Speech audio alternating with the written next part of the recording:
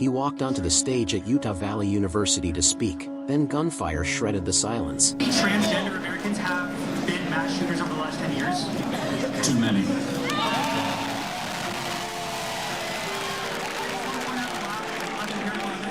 5. Okay, now 5 is a lot, right? I'm going to give you some credit. Do you know how many mass shooters there have been in America over the last 10 years?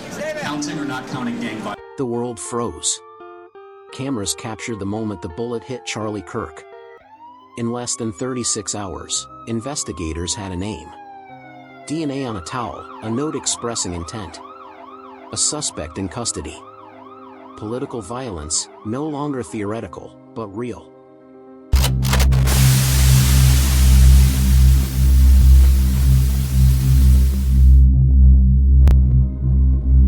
It was September 10th, 2025. A morning in Orem, Utah, sunlight cutting through the air, people gathering for a university event, expecting speeches, applause, maybe controversy, but not this.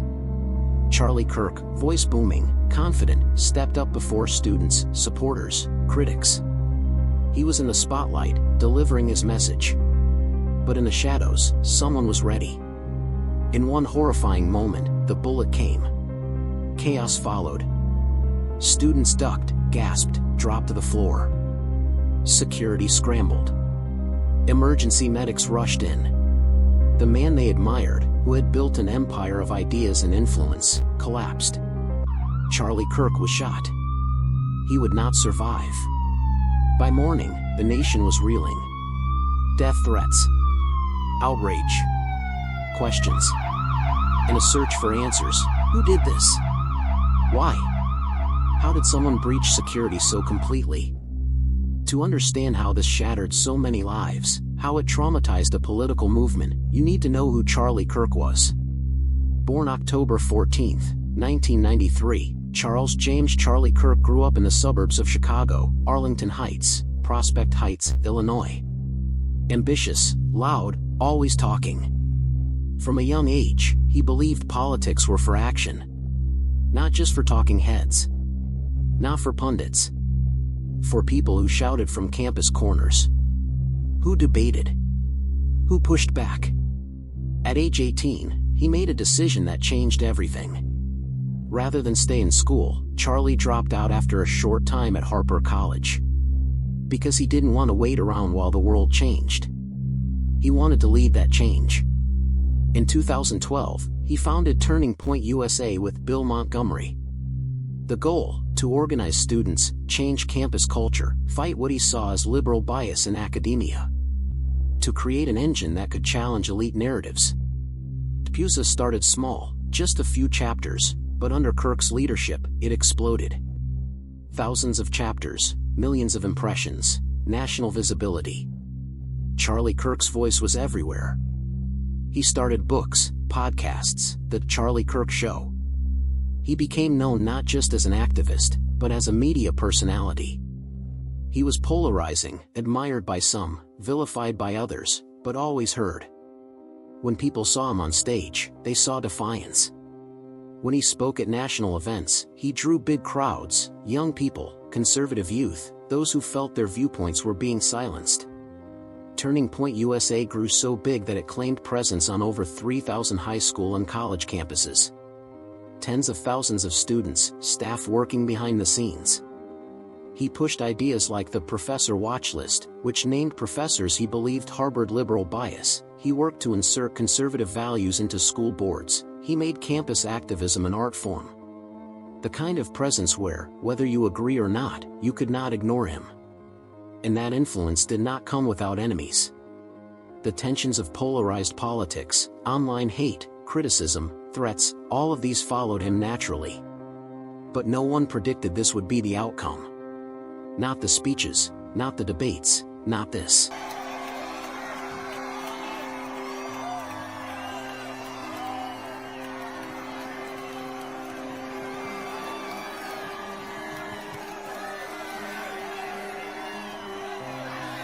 The morning after the shooting, Utah was no longer quiet.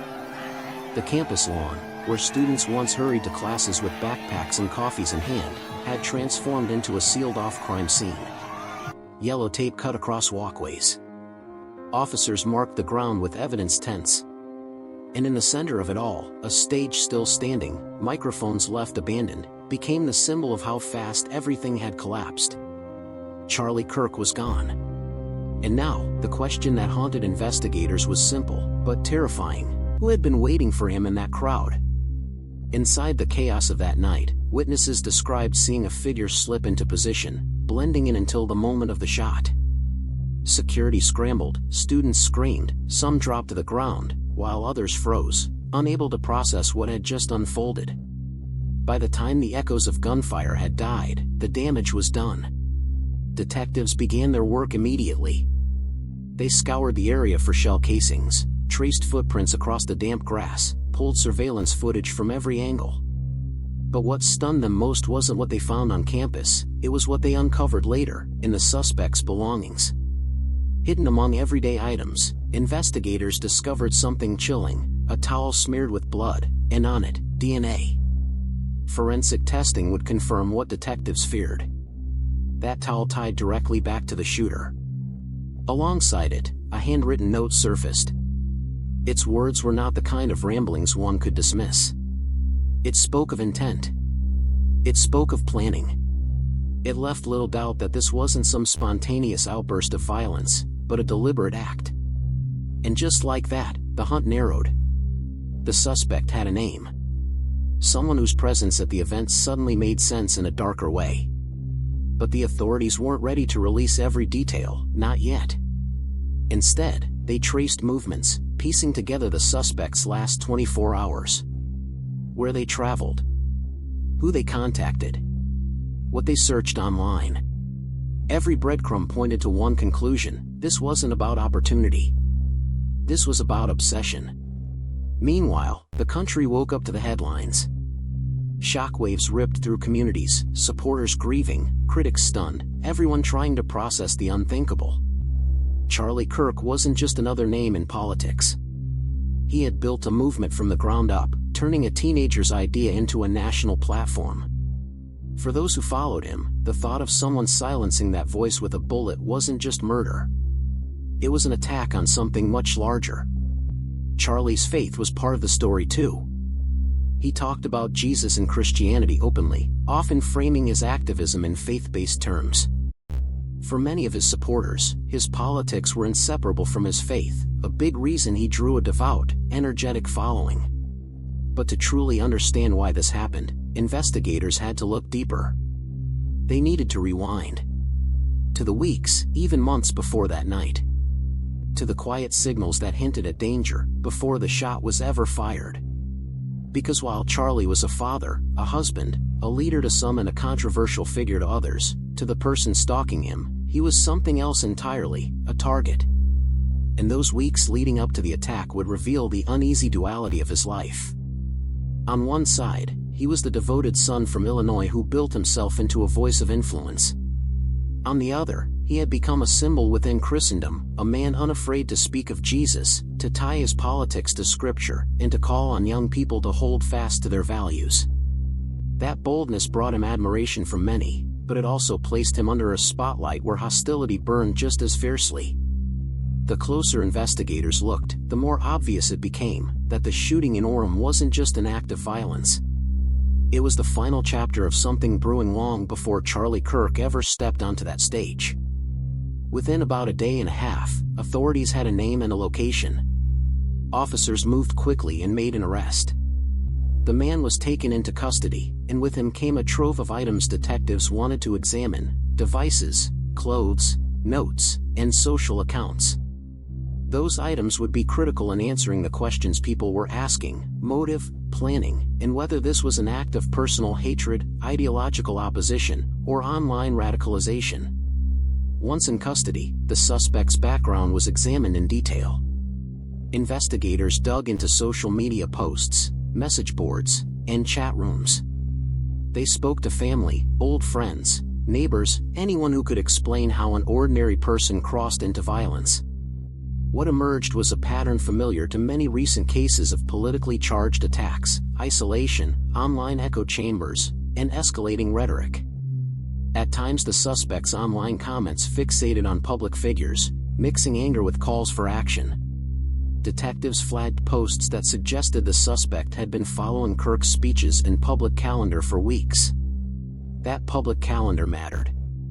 Charlie's identity as a political leader was well known, and so was his public expression of Christian faith. His speeches often blended politics with spiritual language, and that combination created a specific kind of audience: devoted supporters and vocal opponents. For someone steeped in rage, that visibility can turn admiration into fixation and disagreement into personal grievance. Investigators were careful in public statements. Motive can be complicated, and it would be the work of the court to sort allegation from proof. But the evidence they gathered painted a picture of escalating intent. The towel with DNA, the note expressing planning, the surveillance footage placing the suspect at the scene, and the digital footprint tracking the suspect's pre-event activity, together, they closed the gap between suspicion and proof. When authorities released details of the arrest, the reaction was immediate and raw. Supporters mourned and called for unity. Critics demanded accountability for the climate that allowed political violence to fester. Media coverage filled airwaves. Every new piece of evidence was analyzed, debated, and reposted thousands of times. Inside the courthouse, as charges were filed, a new phase began. The suspect faced arraignment, and the prosecution prepared to present the forensic chain they had built: DNA evidence, physical items tied to the scene, timestamps from devices, and witness testimony. For a public already reeling, the arrest brought both relief and a new set of questions. How do public figures protect themselves in an age where every appearance is on a calendar and every event can be tracked? How much responsibility falls on platforms that amplify heated rhetoric? And how do we balance free speech with protecting people whose words make them targets? This case, that began with a shot in a crowd, was already shaping conversations about security, social media, and the price of being a public figure who mixes politics with faith. The arrest answered the immediate question of who did it. What it didn't do yet was explain why in full, or how the suspect had come to see violence as the solution. In the end, Charlie's story was never just about politics, or about the movements he championed. It was about the clash between influence and vulnerability, about the dangerous edges of public life where admiration can flip into obsession, and where conviction can put someone directly in the crosshairs. He stood as a bold figure in Christendom, unafraid to tie his beliefs to his platform, to speak the name of Jesus in a world that often told him to keep quiet. That courage inspired thousands. But it also drew out the darker currents of hate and hostility, people who didn't just disagree with him, but wanted to see him silenced altogether. The night of the attack, that tension finally snapped. And from that moment, the story was no longer about politics, or faith, or even ideology. It was about life and death. A man who had once seemed untouchable, constantly on stage, always surrounded by cameras, backed by a movement, was suddenly brought face to face with the most human of realities: mortality. The crime shook not just his circle, but everyone who had watched him rise from a small-town son in Illinois to a national figure. It sparked outrage, disbelief, and questions about the price of influence in the modern world. Was this inevitable, the cost of being bold in an age where voices online could turn into threats in real life? Or was it the result of something far more personal, an individual twisted enough to turn admiration into violence? For many, the tragedy became a chilling reminder of how thin the line really is between visibility and vulnerability. And for those who had followed Charlie, it underscored just how much of an impact one person's faith and voice could have, not only in drawing people closer to a cause, but in drawing the darkest forces out of the shadows. Because in the end, the story of Charlie Kirk wasn't just about a man. It was about the dangerous collision between belief, influence, and obsession, and how one night would forever change the legacy of a voice that refused to be silent.